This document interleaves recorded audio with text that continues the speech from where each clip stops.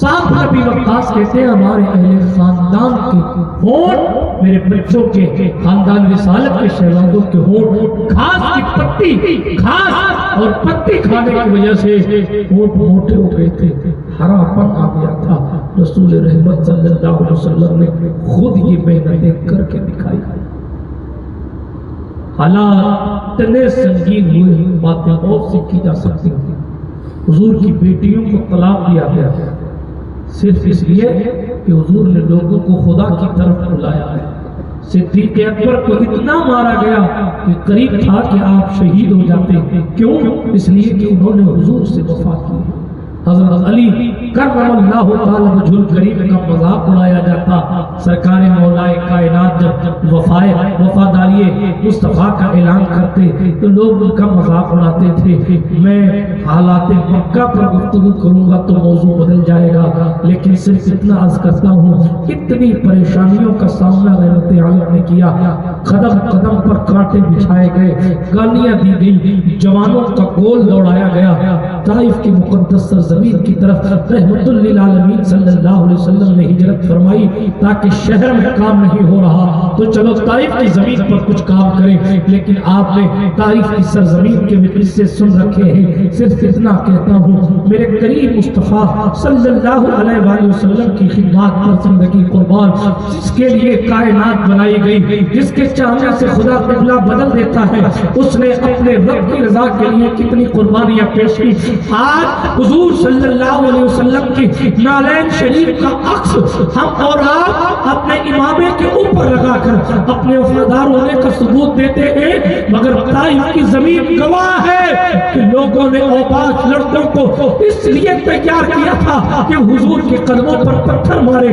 मेरे मुस्तफा एक कदम उठाते तो वो पत्थर उठा के दूसरे कदम पर मारते थे, हुजूर दूसरा कदम उठाते तो वो पत्थर उठा के फिर कदम पर मारते थे। मेरे मुस्तफा के पाए अक़दस से खून निकल रहा है। हुजूर अगर बैठ जा रहे हैं तो वो ताइफ के घुटने आकर हुजूर सल्लल्लाहु अलैहि वसल्लम को कंधों से उठाकर फिर खड़ा करते हैं और फिर चलाते हैं और फिर हुजूर रहमतुल लिल आलमीन के मुबारक कदमों पर पत्थर मारते। हुजूर के मुबारक कदम से खून इतना निकल रहा है कि नालैन शरीफैन में खून मुस्तफा जम गया और हुजूर के पाए अक़दस खून सूख जाने की वजह से हुजूर के पैर मुबारक नालैन शरीफ में चिपक गए। इतनी मेहनतें हैं, इतनी मशक्क़तें हैं, किस लिए? दीन फैलाने के लिए। हम और आप ठहर के सोचिए कि हमने और आपने दीन फैलाने के लिए क्या किया। आज तो दौर बदला है। उस दौर में तो सहाबा छुप कर हुजूर से मिलने जाता है। उस दौर में मुसलमान होने के किस्से पढ़े, लोगों के सीरत की बातें पढ़े तो आपको पता चले।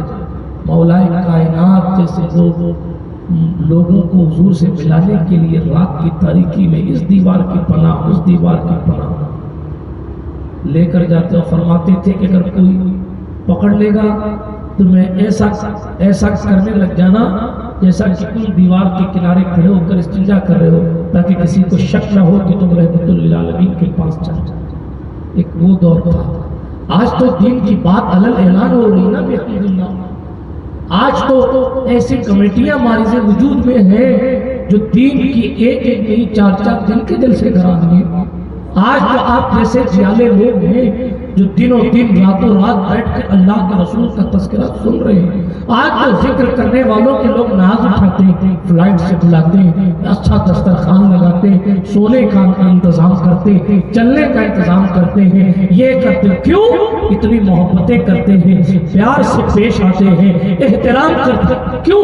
जिक्र रसूल की वजह से। नाज़िम इजलास का एहतराम है जिक्र रसूल की वजह से, नकीब इजलास का एहतराम जिक्र रसूल की वजह से, खतीब इजलास का इकराम हुजूर अलैहिस्सलाम के जिक्र की वजह से, नात शरीफ पढ़ रहा है अगर नात खा उसकी इज्जत है हुजूर की वजह से। आज तो ये दौर है کہ ذکر رسول کرنے والوں سے لوگ محبت کر رہے ہیں، آج تو یہ دور ہے ذکر رسول کرنے والوں سے لوگ پیار کر رہے ہیں، آج تو یہ دور ہے ذکر رسول کرنے والوں سے ملنے کے لیے لوگ تڑپ رہے ہیں، آج تو یہ دور ہے کہ ذکر رسول کرنے والے لوگوں سے لوگ اپنا رشتہ محبت جوڑے ہوئے، مگر ایک دور وہ دور تھا جہاں ذکر رسول تو ذکر رسول، خود ذات رسول کے دشمن ایسے تھے کہ حضور کو اپنا حجرہ مبارک چھوڑ کر حضرت ارقم کے گھر پہنچا۔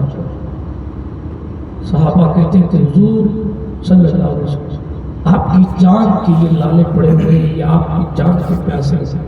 حالانکہ یہ سب تقاضائے بشری تھا، ورنہ جس کے آنے سے پہلے جس کے آنے کی تقریر عیسیٰ اللہ کرتے ہوئے اس کی شان کیا ہوگی؟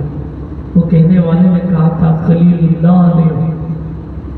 اللہ نے جس کے لیے حق سے دعائیں کی، ذبیح اللہ نے وقت ذبح جس کی التجائیں کی، جو بن کر نور پھر دیدہ یعقوب میں آیا، جسے یوسف نے اپنے حسن کے نئے رنگ میں پایا، دل یحییٰ میں ارماں رہ گئے ان کی زیارت کے، لب عیسیٰ پہ آئے واعظ جس کی عظمت کے۔ وہ مصطفیٰ جان رحمت کی شان ہے نا، لیکن قربانیاں دیکھیں آپ، تصور کریں یہ کیوں؟ تاکہ ہم پر اور آپ پر ظلم ہوتا رہے تو ہمیں یاد رہے جس کے لیے کائنات بنائی ہے۔ جب انہوں نے ظلم سہ کر دین کا جھنڈا بلند کیا ہے تو جو مظالم وہاں ہوئے تھے وہ یہاں کہاں ہے؟ بیدار ہے نا؟ پھر سے جملہ کہتا ہوں، ہاتھ اٹھا کر کے یا رسول اللہ، ماشاءاللہ بڑی بیداری زندگی پیدا کر، ماشاءاللہ الحمدللہ۔ سنیں، عرض یہ کر رہا تھا سرکار مدینہ صلی اللہ علیہ وآلہ وسلم سے وفا کرنے والوں، ذرا دیکھو ان لوگوں کی زندگیاں دیکھو۔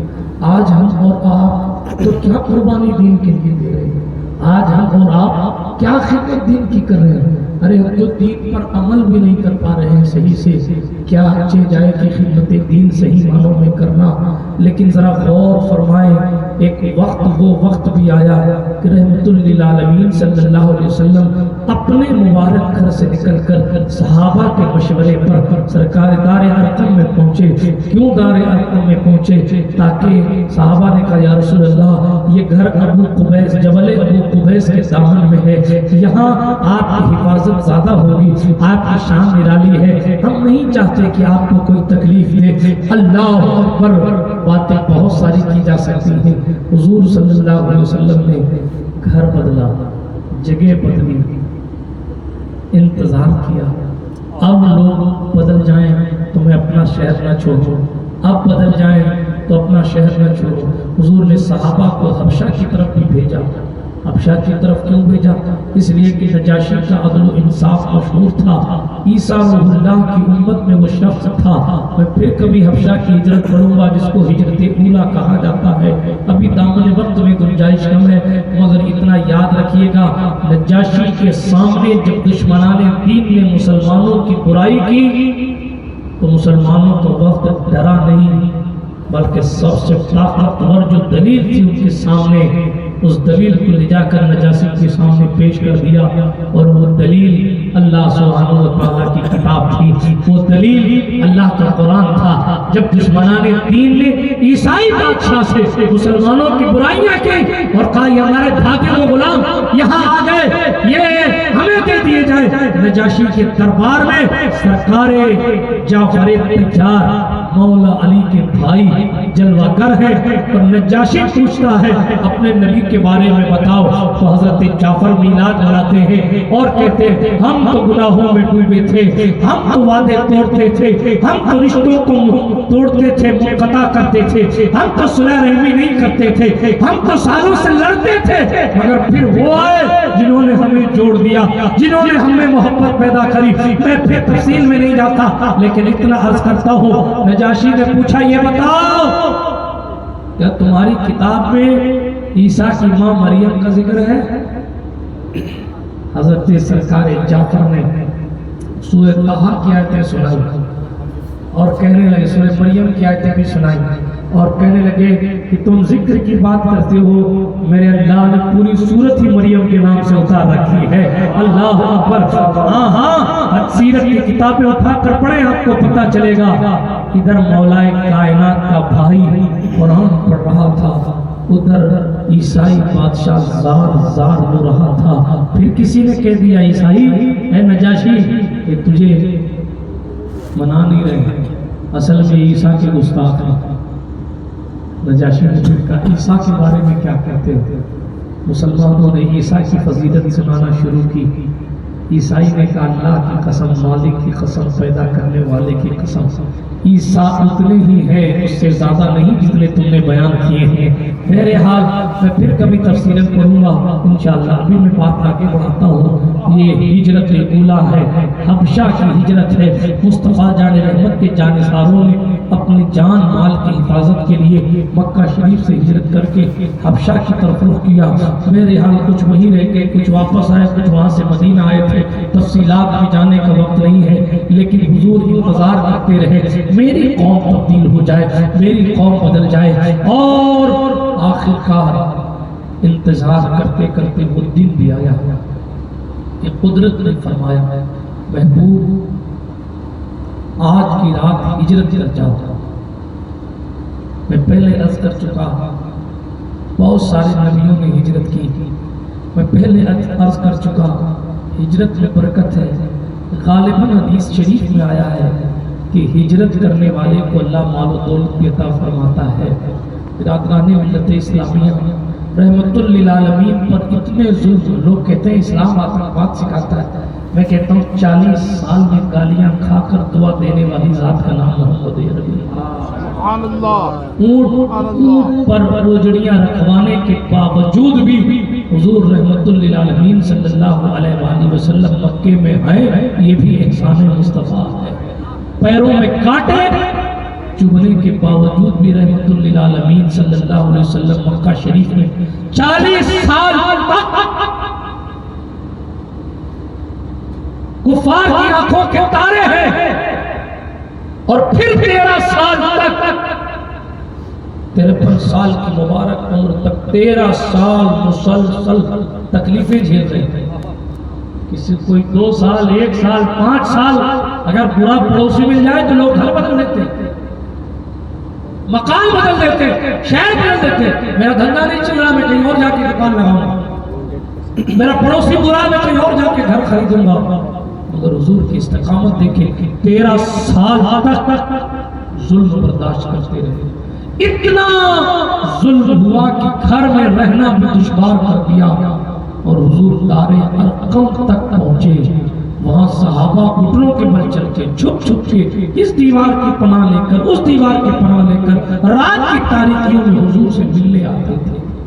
یہ اسلام کی شروعات کا دور ہے۔ آخر کار وہ وقت بھی آیا کہ حضور سے فرمایا گیا آج کی رات ہجرت کر جاؤ۔ پھر آپ نے سنا ہے ہجرت، ارے جدھر جانا ہے اس زمین کو تو قدرت نے پہلے سے تیار کر رکھا ہے۔ معراج میں بھی اس جگہ نماز پڑھائی گئی ہے جس جگہ کو زمین طیبہ کہا گیا، اور سرکار سلیمان علیہ السلام اپنے اڑن کھٹولے پر بیٹھ کر، یعنی وہ چٹائی جس چٹائی پر بیٹھ کر انہوں نے پوری دنیا کی سیر کی، اس مبارک چٹائی پر بیٹھ کر دنیا کی سیر کر رہے ہیں، اور دنیا کی سیر کرتے کرتے کرتے کرتے ایک ایسی جگہ پہنچے کہ سلیمان نے اپنی چٹائی زمین پر اتاری علیہ السلام، اور تھوڑی دیر پیدل چلے، اور پیدل چلنے کے بعد پھر چٹائی پر جو ہے وہ تشریف فرما ہو گئے، اور چٹائی پر تشریف فرما ہو کر واپس ہو گئے۔ پوچھنے والوں نے پوچھا حضور پوری دنیا اڑ کے گھومی ہے، یہاں چل کے کیوں آئے ہیں؟ ذرا راز بتا دے۔ سرکار سلیمان نے کہا بات صرف اتنی ہے، جو نبیوں کا سردار ہے، نبی آخر الزمان ہے، وہ پیدا تو کہیں اور ہوگا مگر ہجرت فرما کر اسی زمین پر آئے گا، اور میں اس دار الہجرت کا احترام آخری نبی کے قدموں کو دیتے ہیں۔ نعرہ تکبیر، نعرہ رسالت، دعوت اسلام، عظمت اسلام، برادران ملت اسلامیہ، عرض یہ کر رہا تھا یہ مقدس کون سی زمین ہے؟ یہ طیبہ کی زمین، یہ طیبہ کی سرزمین ہے جہاں 1000 سال پہلے قطب اول حمیری نے اپنی عقیدتوں کے جھنڈے گاڑے تھے۔ یہ 1000 سال پہلے شہر آباد کیا گیا تھا۔ علماء دین نے یہاں کی مٹی کو سونگھ کر کہا تھا اس مٹی کی خوشبو بتاتی ہے کہ مختار کائنات آج نہیں کل اس سرزمین میں تشریف لائیں گے۔ اللہ اکبر کبیرہ۔ ابو ایوب انصاری کا خاندان تقریباً 1000 سال سے اس زمین پر آباد ہے، اسے مدینہ کہتے ہیں۔ مدینہ مدینہ ہے، مدینے کی شان نرالی ہے۔ میرے اور آپ کے پیغمبر نے کہا اللہ مکے کو حرم ابراہیم خلیل نے بنایا تھا، مدینے کو حرم آمنہ کا محمد۔ یہ مدینہ ہے، ابھی حضور آئے نہیں ہے تو یثرب ہے، لیکن ذکر پہلے موجود ہے، ذکر پہلے سے موجود ہے، تذکرہ شہر کا پہلے سے موجود ہے، شان بے مثال ہے۔ رحمت عالم کو حکم ہوا جاؤ یثرب کی طرف ہجرت کرو۔ حضور رحمت للعالمین صلی اللہ علیہ وسلم کی شان آپ نے سن رکھی ہے۔ رات کی تاریکی میں حضور نے علی کو بلایا، حیدر کرار داماد احمد مختار سرکار مولا المسلمین امیر المومنین مطلوب کل طالب غالب علی کل غالب مولا علی بن ابو طالب کرم اللہ تعالی وجہ کریم کو بلا کر اپنے بستر پر سلایا۔